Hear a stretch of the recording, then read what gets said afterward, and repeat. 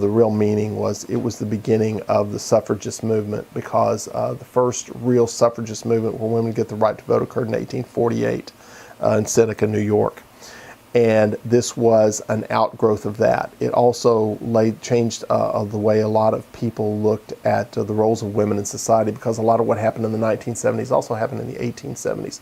Women got into the workforce, women got into teaching. Up until after the Civil War, teachers were primarily men, but we lost so many men and so many teachers in the Civil War. Those positions were filled by women, and that's how women really really got into the teaching profession.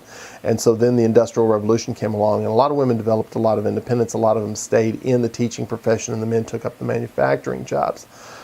It also helped lay the groundwork for the Olympic Games, because you didn't really have organized sports in America until 1869, when you had the beginning of baseball, you had the beginning of football, both that same year in 1869. The National League was formed in 1876. And that was when women's walking started, and all of this was an outgrowth, of course, of the Industrial Revolution. And so none of this was a coincidence. It wasn't an accident. It wasn't planned. But if you look at everything that was going on in society, you can see the logic, and you can see how all of this happened. And when you had baseball, and you had football, and you had the walking, and then you had a lot of other sports, bicycle races, which is one of the factors that killed the women's walking, was because bicycle racing was so much more exciting. All of that led to the Olympic Games in 1896.